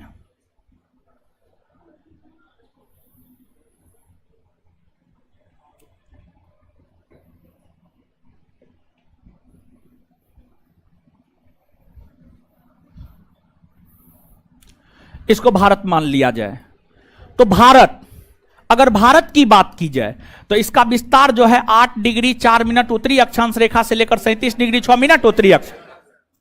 तो भारत का विस्तार उष्णकटिबंधीय क्षेत्र में है, हाँ या ना? और भारत का विस्तार शीतोष्णकटिबंधीय क्षेत्र में है, हाँ या ना? तो आपसे अगर पूछा जाएगा भारत का विस्तार है उष्णकटिबंधीय क्षेत्र में, ऑप्शन बी। शीतोष्णकटिबंधीय क्षेत्र में, ऑप्शन सी। उष्ण और शीतोष्ण दोनों में, ऑप्शन डी शीत कटिबंधीय क्षेत्र में। क्या मारिएगा? सी मारिएगा जी, सी मारिएगा। हाँ। तो भारत का जो विस्तार है वह आपको उष्णकटिबंधीय क्षेत्र में है, उष्णकटिबंधीय क्षेत्र में है। इसलिए भारत की जलवायु को उष्णकटिबंधीय जलवायु कहा जाता है। दूसरी बात यह है कि हमने आपको यह लाइन लिखा है कि भारत की जलवायु उष्णकटिबंधीय मानसूनी है। तो उष्णकटिबंधीय तो आप समझ पा रहे होंगे कि भारत की जलवायु उष्णकटिबंधीय है। इसका मतलब यह है कि भारत उष्णकटिबंधीय क्षेत्र में है, इसलिए भारत की जलवायु कैसी है? उष्णकटिबंधीय। अब मानसूनी, मानसून जो है ना, मानसून, मानसूनी मानसून शब्द से बना है। मानसून जो है, मानसून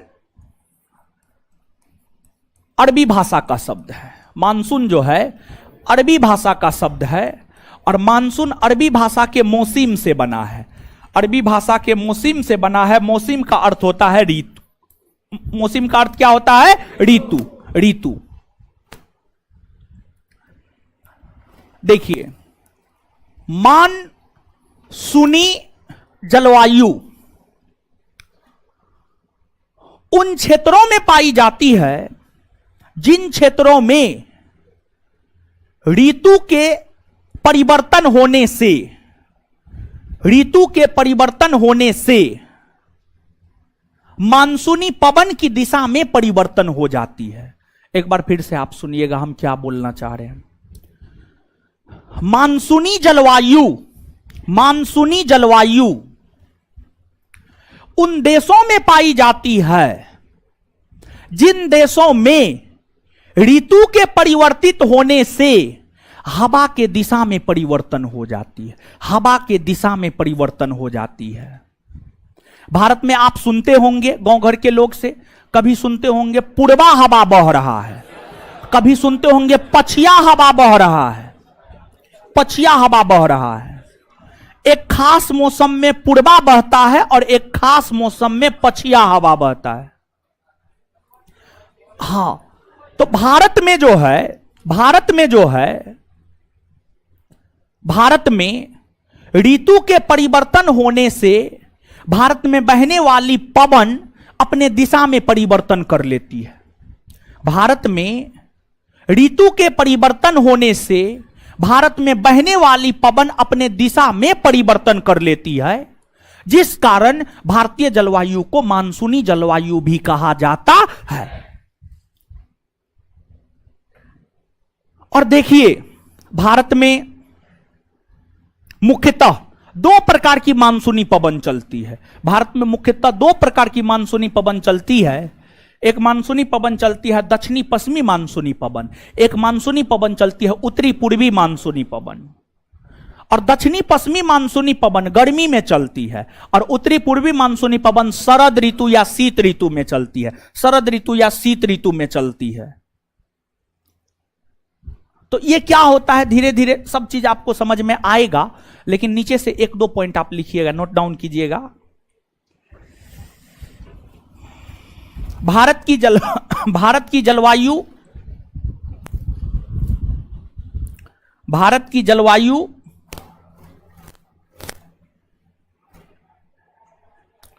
उष्णकटिबंधीय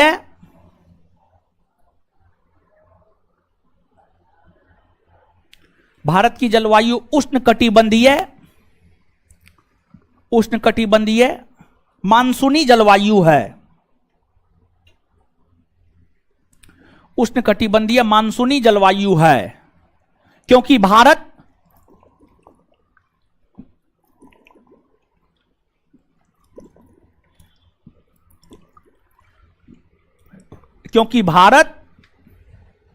का विस्तार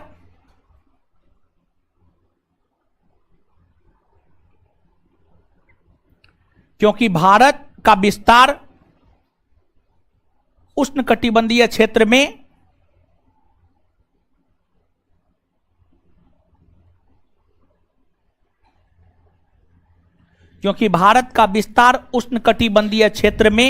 है तथा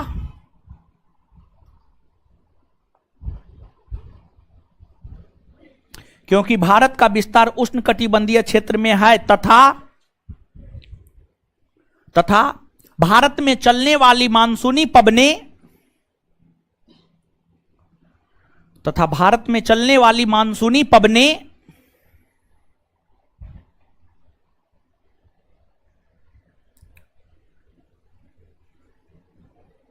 ऋतु के परिवर्तित होते ही भारत में चलने वाली मानसूनी पवनें ऋतु के परिवर्तित होते ही भारत में चलने वाली मानसूनी पवनें ऋतु के परिवर्तित होते ही अपने मार्ग में परिवर्तन कर लेती है।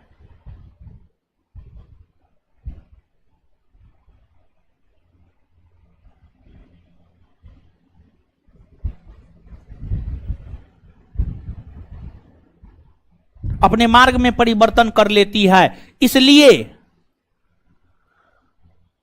इसलिए भारत की जलवायु को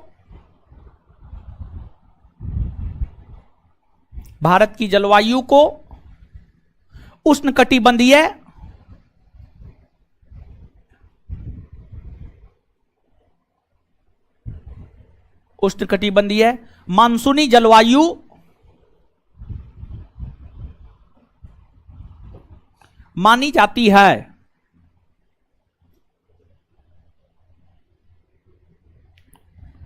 नीचे से एक लाइन और लिखिएगा, नीचे से नेक्स्ट पॉइंट एक लाइन लिखिएगा और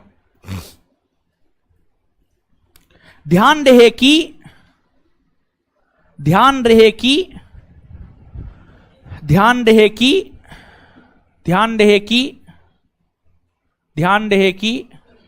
भारत का विस्तार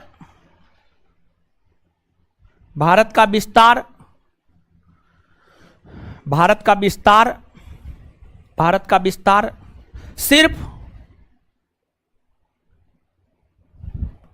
उष्णकटिबंधीय क्षेत्र में ही नहीं बल्कि भारत का विस्तार सिर्फ उष्णकटिबंधीय क्षेत्र में ही नहीं बल्कि भारत का विस्तार सिर्फ उष्णकटिबंधीय क्षेत्र में ही नहीं बल्कि भारत का विस्तार सिर्फ उष्णकटिबंधीय क्षेत्र में ही नहीं बल्कि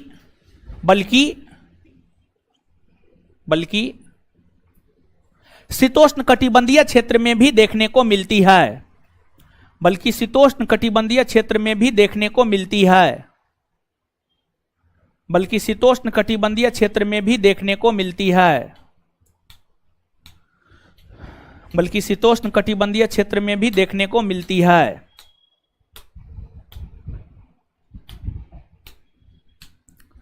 शीतोष्ण कटिबंधीय क्षेत्र में भी देखने को मिलती है। नीचे से एक और पॉइंट लिखिएगा। मानव के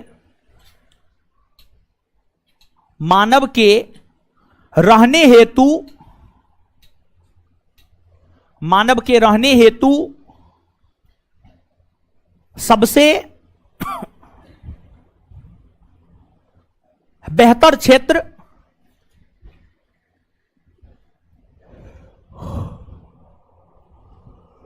शीतोष्ण कटिबंधीय क्षेत्र को माना जाता है।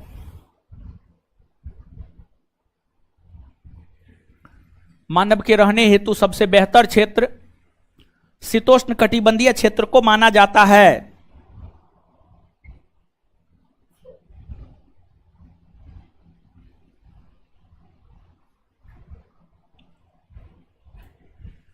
नीचे से एक और लिखिएगा। मानसून शब्द की उत्पत्ति मानसून शब्द की उत्पत्ति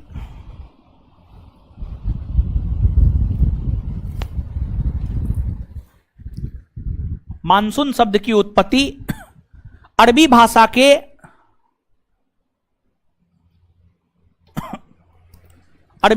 के मौसिम शब्द से हुआ है। अरबी भाषा के मौसिम शब्द से हुआ है। अरबी भाषा के मौसिम शब्द से हुआ है। अरबी भाषा के मौसिम शब्द से हुआ है।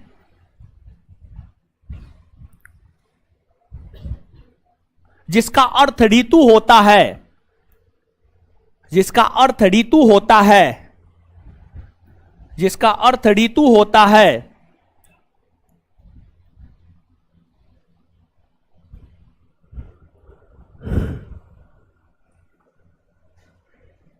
जिसका अर्थ ऋतु होता है। जिसका अर्थ ऋतु होता है। चलिए अब देखिए,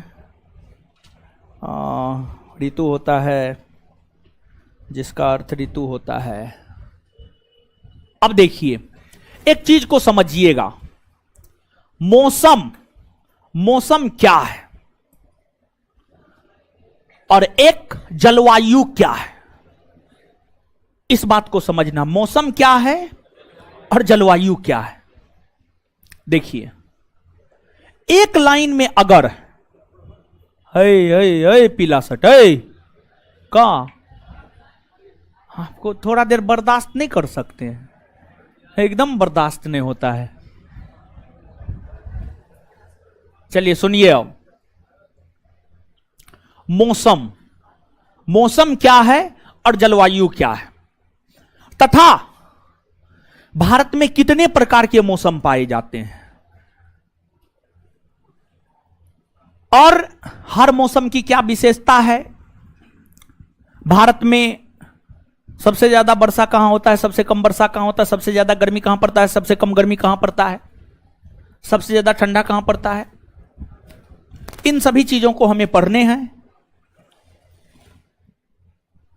तो देखिए सबसे पहले मौसम, जैसे देखिए मौसम जो होता है ना, किसी भी क्षेत्र का कुछ घंटा, कुछ दिन या कुछ सप्ताह का वायुमंडलीय दशा होता है। किसी भी क्षेत्र के कुछ घंटा, कुछ दिन या कुछ सप्ताह का जो वायुमंडलीय दशा होता है उसी को मौसम कहा जाता है। वही अधिक समय यानी कुछ वर्षों के लिए किसी क्षेत्र का जो वायुमंडलीय दशा होता है उसको जलवायु कहा जाता है। उसको जलवायु कहा जाता है। इसको आप एग्जाम्पल के तौर पर समझिए। जैसे मान लिया जाए कि आप देखते होंगे कि 2 बजे दोपहर में धूप है, थोड़ा देर के बाद मेघ लगाया, वर्षा होने लगा। शाम के टाइम में टेम्परेचर बहुत लो हो गया, ठंडा लगने लगा। मतलब एक ही दिन में दोपहर में धूप और गर्मी भी देख लिए, बरसों देख लिए, शाम में ठंडो लगने लगा। इसी को तो मौसम कहा जाता है। और गाना है ना जी, कोई गाना है एक, मौसम की तरह बदल तो न जाओगी, यही ना गाना है। तो मौसम जो होता है ना तुरंत तुरंत बदलता है, मौसम तुरंत तुरंत बदलता है। और आजकल की लड़की मौसम से कम नहीं है। तो इसलिए इस सब चक्कर में मत पड़िए, समझे? हाँ,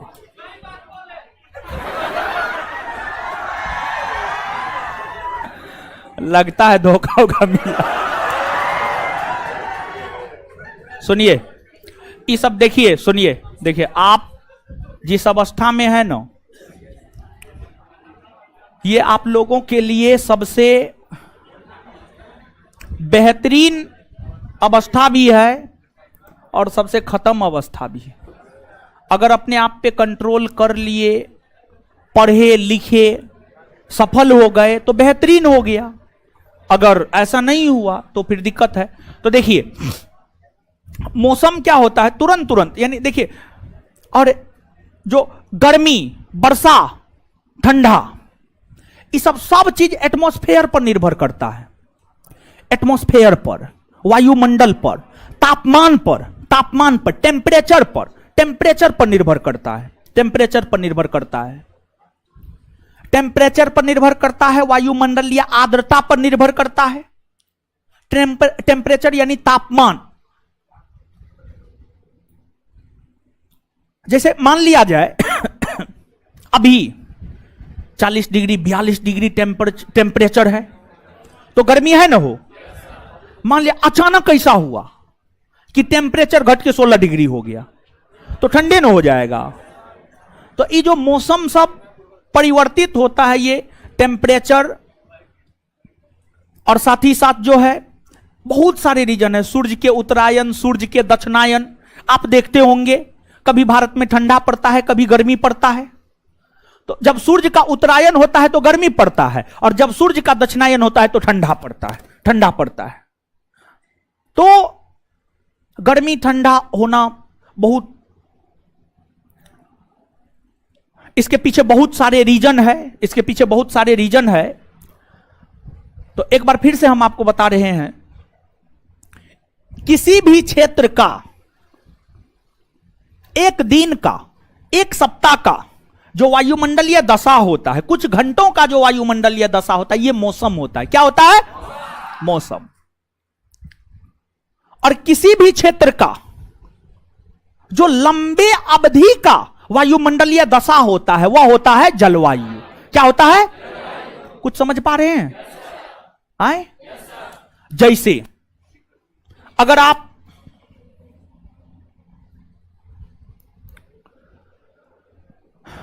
इस संदर्भ में देखेंगे तो अब मान लिया जाए कि इसको पूछिए, ये बहुत फोन कर रहा है, दिन से 72 बार फोन किया है। पूछिए कौन है, क्या है, कहां से है। चलिए अब मान लिया जाए कि अगर आप आएंगे विश्व मानचित्र पर, और टाइम हो गया है। अच्छा कोई बात नहीं है, अरे कोई बात नहीं है, रुकिए ना महाराजा। तो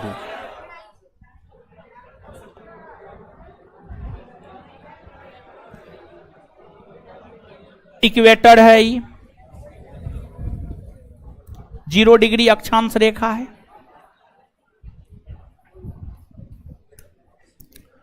ट्रॉपिक ऑफ कैंसर है। फिर इससे ऊपर जाइएगा तो आर्कटिक सर्किल है। समझ गए? अब एक बात आप स्वयं सोचिएगा, थोड़ा सा सोचिएगा। ये उष्ण कटिबंधीय क्षेत्र है, ये शीतोष्ण कटिबंधीय क्षेत्र है। और ये शीत कटिबंधीय क्षेत्र है, शीत कटिबंधीय क्षेत्र है। हाँ इसका अच्छा, ये फोन आएगा ना, रिसीव कर लीजिए, कहिएगा सर 5 मिनट में क्लास छोड़ रहे हैं, आपसे बात कर रहे हैं, ठीक है। तो अब आप स्वयं सोचिए, 1 मिनट के लिए रह करके सोचिए, थोड़ा सा सोचिए। हम आपको यह बात बताए हैं कि भारत का विस्तार उष्ण कटिबंध में है, इसलिए भारत की जलवायु उष्ण, बोलिए ना जी, अब ये ना समझाए महाराज, हाय अभी तुरंत न बोले हैं। तो एक बात बताइएगा, यहां पर अमेरिका है, यहां पर कनाडा है, ये सब शीतोष्ण कटिबंधीय क्षेत्र में आता है, शीतोष्ण कटिबंधीय क्षेत्र में आता है। तो यहां की जलवायु कैसी हो? शीतोष्ण कटिबंधीय जलवायु होगी। कैसी जलवायु होगी? शीतोष्ण कटिबंधीय जलवायु होगी। यहां पर बराबर मात्रा में ठंडा गर्मी दोनों होता है अमेरिका में। अब इसके बाद आप ऊपर आइए, ऊपर आइएगा तो यह शीत कटिबंधीय क्षेत्र है, ग्रीनलैंड है। यहां की जलवायु कैसी होगी? हाँ शीत कटिबंधीय ना होगी जी, हाँ या ना? कुछ समझ पा रहे हैं आप? तो एक चीज बताइए आप हमको, क्या हम यह बात कह सकते हैं कि अक्षांश, अक्षांशीय विस्तार, अक्षांशीय विस्तार पर भी जलवायु निर्भर करता है? अक्षांशीय विस्तार पर भी जलवायु निर्भर करता है? नहीं करता है, एकदम से करता है। भारत उष्ण कटिबंध, भारत का अक्षांशीय विस्तार उष्ण कटिबंध में, तो उष्ण कटिबंधीय जलवायु। भारत का अक्षांशीय विस्तार शीत कटि, अगर सॉरी किसी देश का अक्षांशीय विस्तार शीतोष्ण कटिबंध में, तो शीतोष्ण कटिबंधीय है। तो अब आप स्वयं सोचिए थोड़ा सा,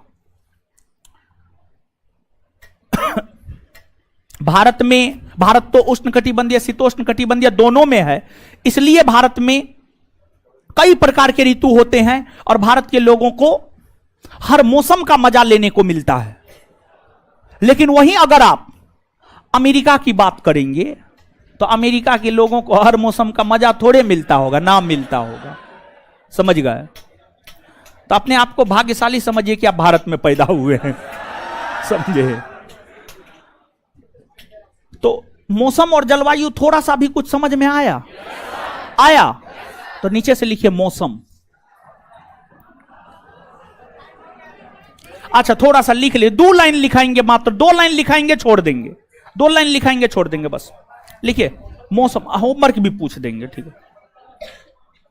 मौसम लिखिए, किसी भी क्षेत्र, किसी भी क्षेत्र के कुछ घंटा, किसी भी क्षेत्र के कुछ घंटा, कुछ दिन, कुछ घंटा, कुछ दिन, कुछ घंटा, कुछ दिन, कुछ सप्ताह,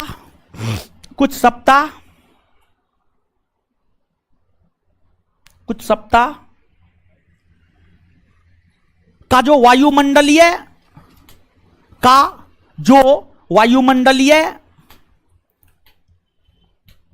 वायुमंडलीय अवस्था होता है,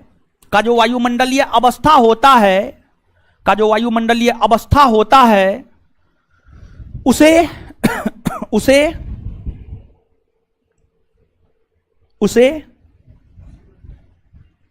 मौसम कहते हैं।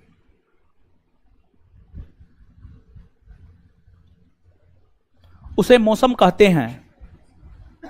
आगे जलवायु,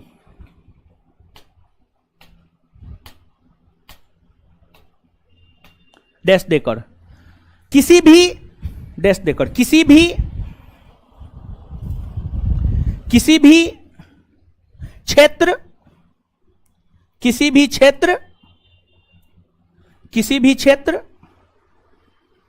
के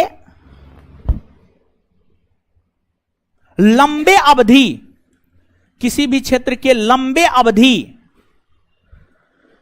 किसी भी क्षेत्र के लंबे अवधि के वायुमंडलीय दशा को, लंबे अवधि के वायुमंडलीय दशा को, किसी भी क्षेत्र के लंबे अवधि के वायुमंडलीय दशा को, वायुमंडलीय दशा को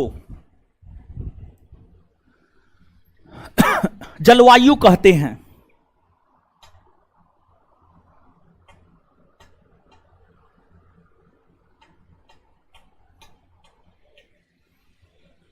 चलिए गुरुजी लोग, इस सब बात कुछ समझ में आया है?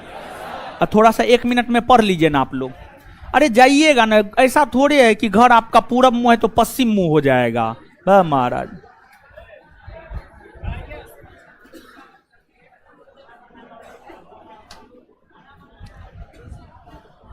पढ़ लीजिए एक बार।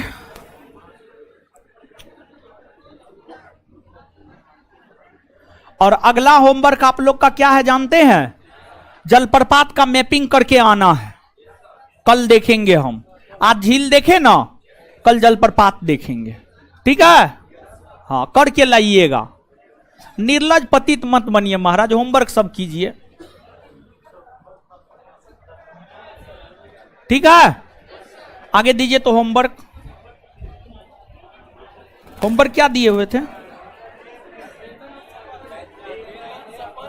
Page number 100। देखिए देखिए ये सबको, देखिए ये निर्लज सबको। हे भगवान, बताइए।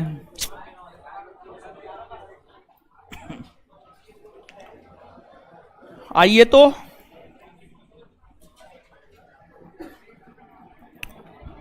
राष्ट्रपति का वेतन 5, उपराष्ट्रपति, राज्यपाल, उपराज्यपाल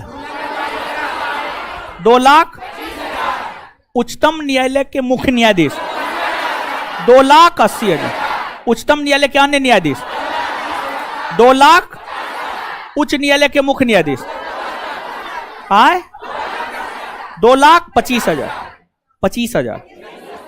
राष्ट्रपति बनने की न्यूनतम आयु, उपराष्ट्रपति, राज्यपाल, राज्यसभा सदस्य, लोकसभा सदस्य, विधान परिषद सदस्य, विधानसभा सदस्य।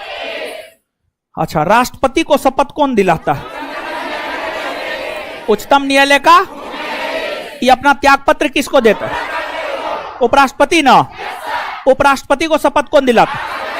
राष्ट्रपति ना। ये त्यागपत्र किसे देता आए? चलिए आगे सुनिए। अब लोकसभा के स्थानों का आवंटन, लोकसभा राज्यसभा के स्थानों का आवंटन, ये पूरा करके आना है। हम आपको क्लास में याद करवाए थे, आप याद कीजिए।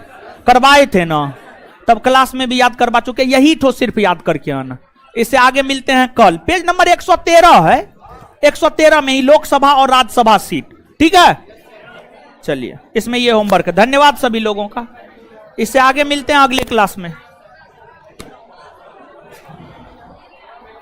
कल मेरा ही ना क्लास है आपके बीच। हाँ होगा, होगा। ईद परसों है, परसों छुट्टी रहेगा। ईद परसों है, परसों छुट्टी रहेगा। ईद का छुट्टी परसों है, हाँ 1 दिन। ईद ऐसे भी शनिवार या रविवार को है, शनिवार को है तो शनिवार को छुट्टी रहेगा। शनिवार को ईद का छुट्टी रहेगा। कल है क्लास आपका, ठीक है?